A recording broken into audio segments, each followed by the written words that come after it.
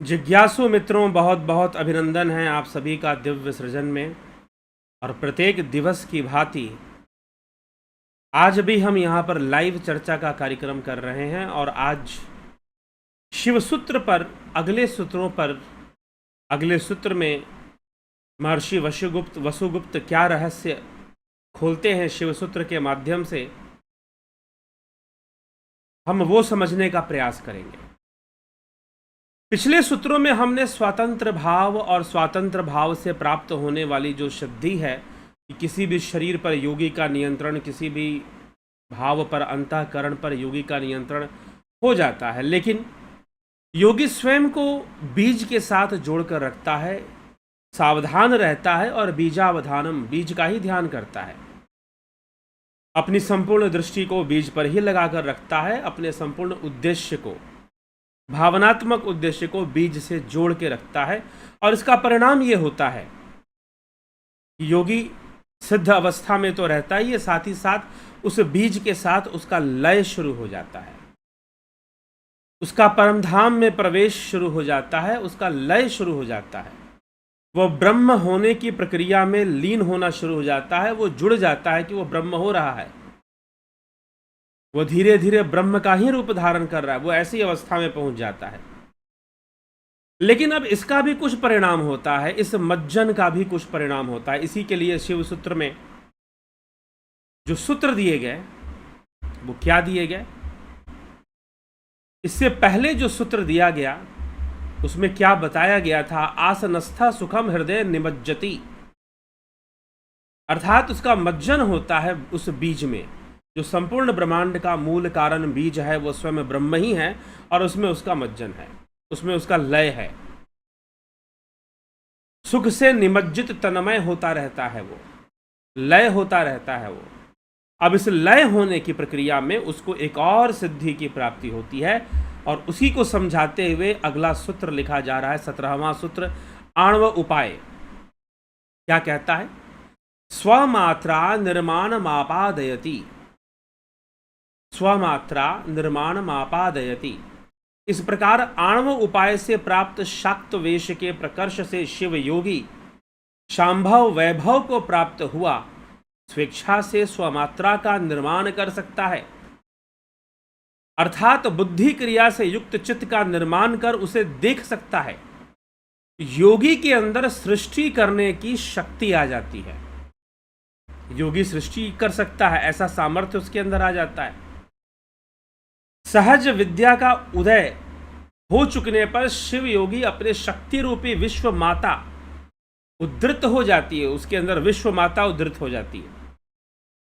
शक्ति रूपी विश्व माता मतलब सिद्धि रूपी विश्व माता, उससे वह अपनी इच्छा अनुसार भावों के सृष्टि संहार आदि को करने में समर्थ हो जाता है।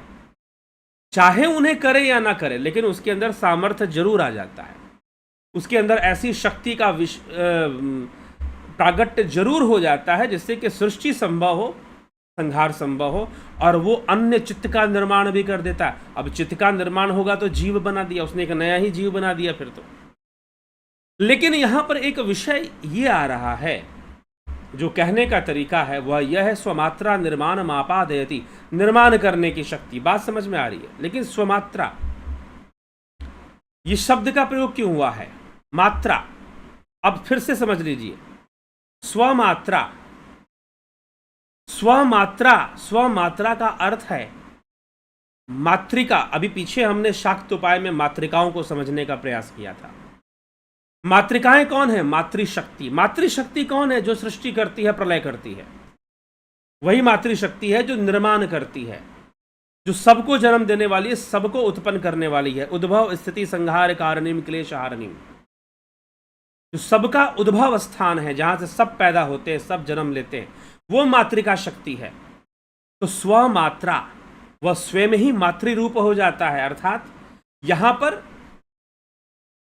एक उपमा देते हुए या एक अलंकार देते हुए कि स्वमात्रा, मातृशक्ति रूप में वो प्रकट हो जाता है। योगी किसको, अरे सीधी सी बात है, जब योगी आगे बढ़ेगा अपनी योग साधना पर तो उस पॉइंट पे पहुंचेगा जहां से सारी सृष्टि बनी है, संपूर्ण शक्ति विकसित हुई है।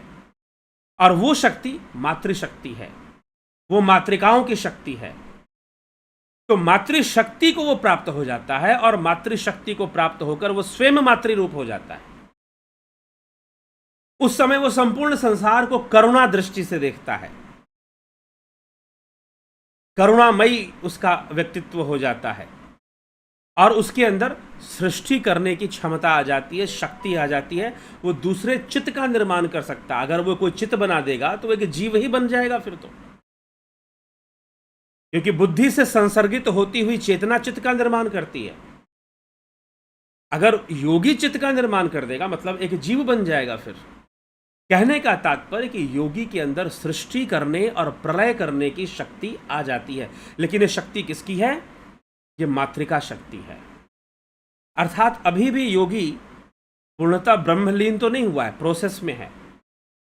लय होने की प्रक्रियाओं में क्या क्या चीजें होती हैं, शिव सूत्र बारीकी से इन सभी चीजों का व्याख्या कर रहा है कि इसके पिछला स्टेज था कि वह स्वतंत्र भाव को प्राप्त होता, उससे पिछला स्टेज था सहज विद्या प्राप्त होती है, पिछला स्टेज था वो दूसरों की मन की बात जान सकता है, फिर स्वतंत्र होकर दूसरे के शरीरों पर नियंत्रण कर सकता है, फिर अगर वो उसमें भी बीजावधान में लगा रहा, बीज में ही उसने अपना ध्यान रखा, तो वो लय होने की प्रक्रिया से जुड़ जाता है। और जिस समय वो लय होने लग जाता है उस समय उसके अंदर शक्ति आती है, क्योंकि वो जो लय होने की अवस्था है वहीं से तो संपूर्ण सृष्टि निकली है, वहीं से तो संपूर्ण सृष्टि प्रकट हुई है। तो वो जो लय होने की अवस्था में जब योगी पहुंचता है तो उसके अंदर सृष्टि और प्रलय करने की क्षमता आ जाती है, उसके अंदर सृष्टि और प्रलय करने की शक्ति आ जाती है, भले वो करे या ना करे।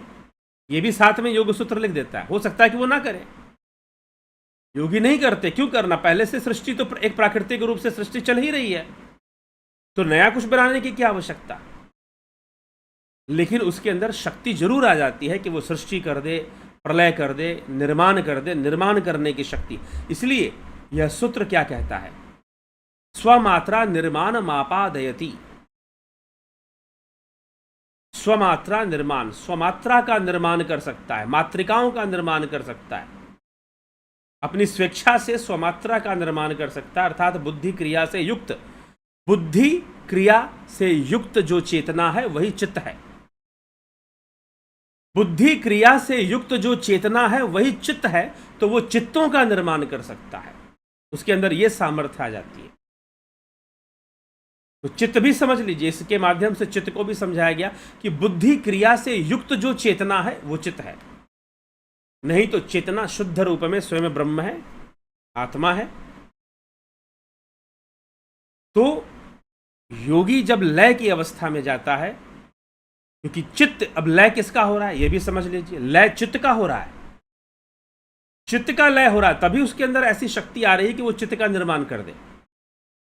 चित्त का ही लय हो रहा है और वास्तव में कैवल्य में चित्त का ही लय होता है। अगर हम पतंजल योग सूत्र के पर अध्ययन करेंगे तो वहां पर भी कैवल्य अवस्था के बारे में, कैवल्य पाद में जो चर्चा की गई है वहां पर क्या चर्चा है, चित्त के लय को ही समझाया गया है, चित्त का लय हो रहा है। लेकिन अब चित्त का लय होता है तो बहुत कुछ होता है, उनमें से ये एक घटना है। अभी शिव सूत्र में आगे जो सूत्र आने वाले हैं, चित्त का लय हो रहा, उस अवस्था को समझाने के लिए अभी और बातें लिखी गई हैं, और बातें लिखी गई, उसमें और भी शक्तियां आती हैं, और भी घटनाएं घटती हैं जब लय होता है। तो शिव सूत्र पहले तो साधारण सिद्धियों की बातें लिखता है, फिर एक ऐसी अवस्था जहां पर योगी निर्विकल्प की यात्रा में लग जाता है, अपना लय कर रहा होता है, लीन हो रहा होता है, और उस समय उसके अंदर मातृका शक्ति प्रकट हो जाती है, अर्थात सृष्टि और प्रलय करने की शक्ति हो जाती है। वो अपनी मातृका शक्ति से मात्राओं का निर्माण कर सकता है, सृष्टि कर सकता है, प्रलय कर सकता है। इतना सामर्थ्य उसके अंदर आ जाता है क्योंकि वो स्वयं ब्रह्म हो रहा है। लेकिन अभी वो लय होने की प्रक्रिया में ही है, तो अभी और भी विशेषताएं प्रकट होने वाली हैं। तो शिव सूत्र में एक एक कर कर ऐसी कई गूढ़ रहस्यमयी बातों को प्रकट कर किया जा रहा है, धीरे धीरे एक एक स्टेप में, आणव उपाय के अंदर। एक जीव जो अणु रूप में है, वो जब अपने ब्रह्म रूप को धारण करता है, तत्व रूप को धारण करता है, तो वो कई अवस्थाओं से गुजरता है और उसके अंदर कई शक्तियों का विकास होता है, कई चीजें छूटती भी हैं। अब आगे क्या घटना घटने वाली है जब ये लय होता है तो नंबर 1 मातृका शक्ति प्रकट हो जाती है और उसके सृष्टि प्रलय, क्योंकि सृष्टि प्रलय कौन करता है? प्रकृति करती है। सृष्टि प्रलय मातृकाओं के द्वारा ही होता है। इसीलिए यहां पर स्वमात्रा कहकर मातृशक्ति की ओर भी इशारा किया गया है कि उसी की शक्ति प्रकट हो जाती है और वो सृष्टि प्रलय कर सकता है, क्योंकि वो उस कनेक्टिंग लिंक तक पहुंच गया है जहां पर ब्रह्म और प्रकृति, ब्रह्म और सृष्टि का समन्वय है, जुड़ाव है, जहां पर एक लिंक बन रहा है। उस लिंक तक वो पहुंच चुका है और वहां पर वो अपने आप को बीज में लय कर रहा है, उस ब्रह्म में लय कर रहा है। और इसी कारण से लय की प्रक्रिया से जुड़ जाने के कारण अब उसके अंदर सृष्टि और प्रलय करने की शक्ति का भी विकास, सिद्धि का विकास हो जाता है। आगे और भी रहस्य है, और भी रहस्य कि अब आगे योगी के साथ क्या होने वाला है, कि शिव योगी के कौन कौन सी अवस्थाओं से वो गुजरता है, ये सारी बातें बताई जा रही। तो अब आगे कौन सी अवस्था से गुजरने वाला है, आगे कैसी अवस्था बनेगी, तो उसके बारे में भी अगले सूत्र में बताया जा रहा है। आगे के सूत्रों में जुड़े रहिए, बने रहिए। प्रत्येक रात्रि 9 बजे लाइव चर्चा का ये कार्यक्रम आता ही है। आप जुड़े रहें, बने रहें, लाभ उठाते रहें। तो बहुत बहुत आभार आप सभी का। और ध्यान योग का कोर्स करना चाहते हैं 14 जुलाई से, प्राकृतिक चिकित्सा का कोर्स करना चाहते हैं 14 जुलाई से ही शुरू होगा। निश्चय रूप से ज्वाइन करिए और लाभान्वित होइए। बहुत बहुत आभार आप सभी का।